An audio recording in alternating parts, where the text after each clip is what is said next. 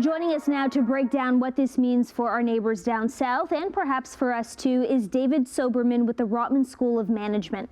David, what's your initial reaction to the Consumer Price Index report showing a slight decrease in prices in the U.S.? Is this a good sign for the months ahead? Well, it's very good because it's for the first time in more than a year we've actually observed that prices have gone down.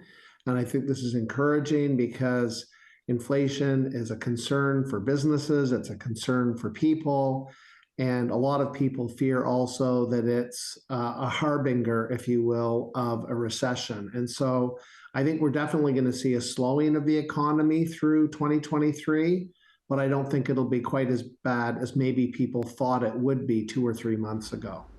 It's happening in the U.S., but can this be an indicator of what Canadians can expect too? Some relief for their wallets in the near future, perhaps? Absolutely. Our economies are inextricably linked. And when things are less expensive in the US, it means they're less expensive here. I mean, almost all the groceries that we're buying, certainly fresh groceries that we're buying in the winter months, come from the United States. And so if there's a slowdown in inflation, that's really going to help us. I think one of the things as well is if energy prices stabilize and also manage to go down a little bit in terms of inflation, that will also help us because many of the things that we consume in Canada are transported. And of course, as energy goes up, the cost of bringing those things to Canadian consumers also increases. We know many Canadians are struggling with the price of groceries and just about everything else too. What will it take to get inflation under control in Canada, and do you think we are on the right track?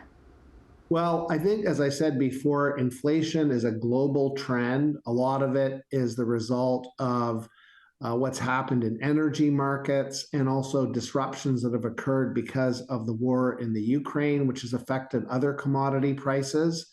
And I think there's also a general feeling that many of the Western economies were overheating. So I think as we are actually moving forward, it seems as if the situation in Ukraine is stabilizing. It certainly hasn't gotten better, and I think everybody would like to see the end of that war as quickly as possible, and of course, through Russia withdrawing. But that would have a very positive effect on the world economy because it has disrupted many commodities from potash to minerals to even wheat, which is being supplied to Africa. And we may sit here in Canada and think, well, we're insulated from that, but that's not really the case. You know, when wheat supplies can't get from the Ukraine to Africa, it raises the price of the wheat that remains. And if the price of the wheat that remains is partially some of the wheat that we're consuming, we're going to pay higher prices for it. So that's sort of the way the world economy is right now. All the economies are linked to other economies, and that's perhaps more true for Canada than almost any other major country. What I can say is that the signs, at least from the US, are in the right direction, and that's going to help us in Canada. Thanks so much, David Soberman. No problem. My pleasure.